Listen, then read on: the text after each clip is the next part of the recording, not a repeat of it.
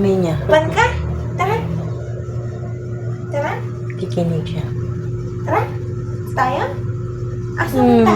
Cute. Dirita? Muban ka na ako? Yeah.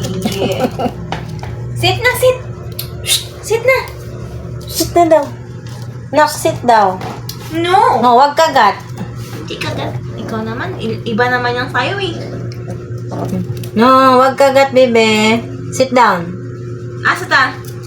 Ah. O, asa daw mo paingon? Tara, tayo ta. Let's go.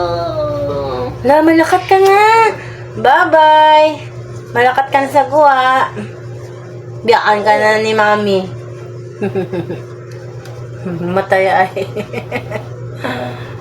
Hello. Ano na yan? Madaling araw na to. Alas 3. Hindi pa siya natulog.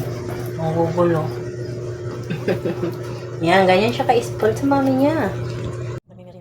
Dahil madaling araw na, ayan, nagluto ng spaghetti sila mami niya.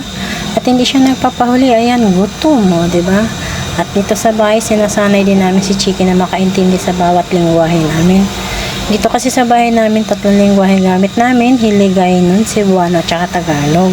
Para matututo sila kasi yung 2 aso namin, kahit pa paano nakakaintindi naman. Ayan, nagwawala pa rin siya kasi kumakain pa yung mami niya ng Skyflix. Nanghihingi pa siya. O ayan, nagpupumiglas talaga para makapunta kay mami niya. Nag-aantay siya. Ulangan siya doon sa kinain kanina.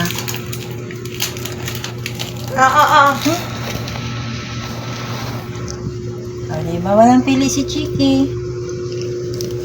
Ay, saan dadalhin yan? Ano niya yan, pero mamaya yan, ubos yan. O, sige, usad ko, oh. Pagpwesto kasi siya, eh.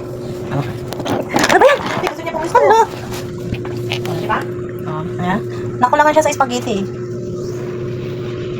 Skyflix naman.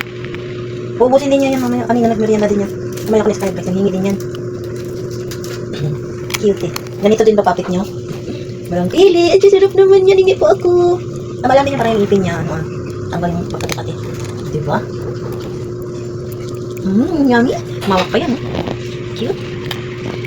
Ay, sus. Galing kumain ni Chiki ng Skyflix, oh. Ay, sus. Tapos mama mo, no. Ano, nakulangan siya kanina. Binigyan ko na din siya ng ano. Kumain din ako ng pasta. Hindi ko nga lang nabidyohan kasi na-charge ako. Tapos, punta siya sa kwarto ng mami niya. Kumain siya. Eh, nangihingi pa. Humahabol sa mami. Cute. Ubo, diba? Ubos na. Babalikan niya yan mamaya. Pinantar na. Cute ng Chiki namin. Okay, kita mo yung durog kanina. Ayan, pagtapos ng merienda ng midnight snack, ayan, napadilat-dilat pang mata, tumabi na sa mami niya. Diba? Masyadong spoiled ang batang to. Tulog na siya. Good night, Kiki.